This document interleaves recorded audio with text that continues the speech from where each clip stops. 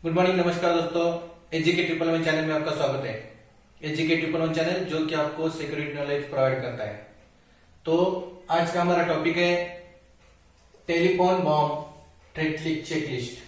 Telephonic bomb threat checklist यानी कि जब भी आप कंपनी में एज ए रिसेप्शन पे काम कर रहे हो, सिक्योरिटी गार्ड का या रिसेप्शनिस्ट कौन सा भी हो, तो आपको अगर टेलीफोन पे अगर कुछ कॉल आता है, बॉम्ब थ्रेट कॉल मिलता है, तो आपको क्या करना चाहिए, कौन से क्वेश्चंस को मार्क करनी चाहिए, क्या क्या आपको चेक करना चाहिए और कैसे उसको फिलअप करना है, आज के टॉपिक में हम देखने वाले हैं।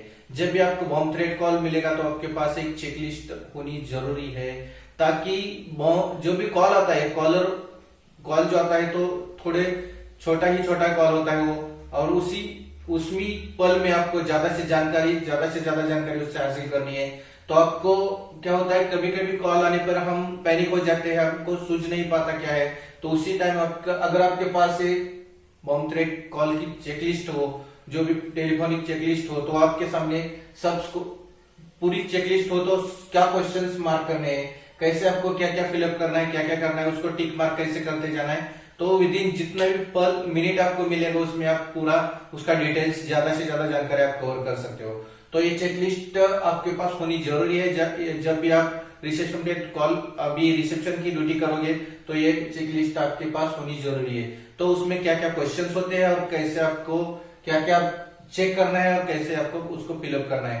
तो उस चेकलिस्ट में क्वेश्चंस होते हैं उसमें। तो आपको अगर कॉल रिसीव हो गया तो आपको क्या क्या करना है, तो तुरंत जब भी आपको एक कॉल रिसीव होगा तो तुरंत आपको उस कॉल का टाइम नोट करना है। जब आपको कॉल आता है, अगर आपके डिस्प्ले नंबर पे उसका नंबर दिख रहा है तो तुरंत उस नंबर को भी क्या करना है, नोट करना है। जो भी रिसीवर पे कॉल दिख रहा है उसको तुरंत आपको रिसीव, अगर डिस्प्ले पे कॉल नंबर दिख रहा है तो उसको तुरंत राइट करना है। जो भी डेट और टाइम, जिस डेट और टाइम को आपको कॉल रिसीव होता है उसको भी क्या करना है, राइट करना है। उसके बाद में आपको क्या करना है, ज्यादा से ज्यादा उसके साथ बातें करने की, उसको बातों में उलझाने की कोशिश करनी है। तो आप उलझाना लगोगे तो आपको कौन से क्वेश्चंस उसको मार्क करना है ये भी आपको पता होना चाहिए। तो ये क्वेश्चंस कौन से है, तो फर्स्टली उसको क्वेश्चन करना है, where did you put the bomb, यानी कि आपने हमारी कंपनी में बॉम्ब रखा है लेकिन आपने कहाँ पे रखा है। Where did you put a bomb यानी कि कहाँ पे आपने बॉम्ब रख दिया है। उसके बाद में नेक्स्ट क्वेश्चन है, when is it going to explode, यानी कि कब वो बॉम्ब ब्लास्ट होने वाला है, कौन से वक्त को फटने वाला है। उसके बाद में नेक्स्ट क्वेश्चन होता है, what does it look like. What does it look like यानी कि वो कैसा दिखता है, कैसे पार्सल है उसका, कैसे कलर है उसका, कैसे टॉयज है या कुछ और बकेट है या कुछ बास्केट है या कुछ ऐसा कैसा दिखता है उसका सूप, यानी कि डायग्राम कैसा है उसको पूछ लेना है। उसके बाद में why are you doing this, ये आप ऐसा क्यों करना चाहते हैं, आप बॉम्ब से हमारी कंपनी को ब्लास्ट क्यों करना चाहते हैं, उसका रीजन यानी कि पर्पस क्या है, क्यों ये आदमी ऐसा कर सकता है, इसलिए उसको ये क्वेश्चन मार्क करके पूछना है ज्यादा से ज्यादा। व्हाट इज योर नेम, आपका नाम क्या है, आप कहाँ के रहने वाले हो, आपका नाम क्या है। व्हाट इज योर एड्रेस, आपका एड्रेस कहाँ है, कहाँ पे आप रहते हो, ये सब उससे पूछ के लेना है। और इट और वाज द, जब भी आप एक कॉल लेते हो, अगर आपके कॉल में, जिस कॉल पे, अगर लैंडलाइन कॉल पे आप रिकॉर्ड कर सकते हो कॉल, तो तुरंत आप उस कॉल को रिकॉर्ड करना शुरू कीजिए। यानी कि ये सब क्वेश्चंस मार्क करते टाइम आपको डेट एंड टाइम भी लिखना है, कौन से टाइम पे आया, डिस्प्ले पे अगर नंबर आता है तो उसको भी रिटर्न करना है। और अगर आपके पास उस कॉल को रिकॉर्ड करने की सुविधा है तो तुरंत उस कॉल को रिकॉर्ड भी करके लेना है। तो ये सब फर्स्टली उसका डेट टाइम और जो भी फोन नंबर डिस्प्ले पे दिखेगा वो आपको नोट डाउन करना है। उसके बाद में अगर रिकॉर्ड की आपके पास सुविधा है तो तुरंत कॉल को रिकॉर्ड करना शुरू करना है। उसी दौरान आपने ये सब क्वेश्चंस है उसको मार्क करने हैं कि ताकि ज्यादा से ज्यादा जानकारी आप उससे बटोर सके। और उसी टाइम जब ये क्वेश्चंस आप मार्क कर रहे हो तो आपको और ऑब्जर्वेशंस करनी है। तो कौन सी ऑब्जर्वेशंस रहेगी, तो जब आप ये क्वेश्चंस उसको मार्क करोगे, उनको पूछोगे, तो वो आंसर आपको क्लियरली नहीं दे सकेगा, क्योंकि अगर उसको आंसर सब क्वेश्चंस के देने हैं, आपको डिटेल्स देनी है, तो आप कॉल भी नहीं कर सकता था। इसलिए हमें सिर्फ उसको ज्यादा से ज्यादा क्वेश्चन और उसमें बातों में उलझा रखने के लिए सब क्वेश्चंस करने हैं। जितना उससे इनपुट आउटपुट मिलता है वो लेना है और उसी टाइम आपको उस क्वेश्चन का मार्क करते टाइम आपको और क्या क्या लिखना है। तो ऐसे यानी कि वो लोकल कॉल से है, लोकल स्टेट से है या अदरवाइज अदर कंट्री से, साउदर्न है, नॉर्थ है, अफ्रीकन है, अदरवाइज कौन सा यानी कि अदर कंट्री का है, लोकल स्टेट का है या अदर दूसरी स्टेट का है, ये आपको उससे पहचानना है, उसके लैंग्वेज से, उसकी बोली भाषा से। उसके बाद में मैनर्स, उसका बात करने का तरीका कैसा है, वो शांति से बात कर रहा है, एंग्री होके बात कर रहा है, इमोशनली बात कर रहा है या तो लाफिंग हंस हंस कर बात कर रहा है। तो आपको ये बात करते टाइम ये भी उसका मैनर कैसा है, वो कहाँ पे हो सकता है, कहाँ से आउट ऑफ कंट्री है या लोकल स्टेट का है, ये आपको उसमें रिटर्न करना है। ये शांति से बात कर रहा है या एंग्री होकर बात कर रहा है, इमोशनली आपको साथ बात कर रहा है या तो लाफिंग हंस हंस कर वो बात कर रहा है।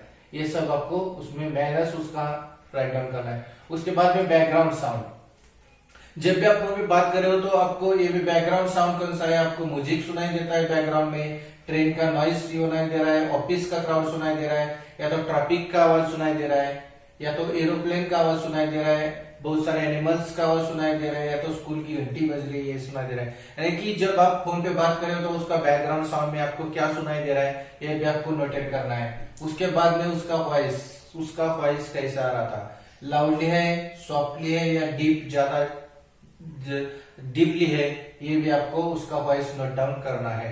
उसके बाद में उसका जो स्पीच है, बोलने का तरीका है वो कैसा है, फास्टली बोल रहे हैं वो यानी कि आपकी फास्टली मूवमेंट कर रहा है वो, जल्दी से जल्दी ऐसा करने वाला ऐसा करने वाला पर जल्दी से जल्दी फास्ट बोल रहा है या स्लोली आपको शांति से आपको बता रहा है, या तो नेजल यानी कि उनकी जो भी बोलने का तरीका है वो अंदर ही अंदर नजल है। उसके बाद में ऐसा बोलने का तरीका चौसा है उसका, यानी कि ठीक तरह से स्पष्ट नहीं आवाज आपको उसके बोलने से पता चल रही है, ये सब आपको नोटेट करना है। उसके बाद में उसका लैंग्वेज कौन सा है, लैंग्वेज कैसा यूज कर रहा है वो, ये भी आपको ये देखना है।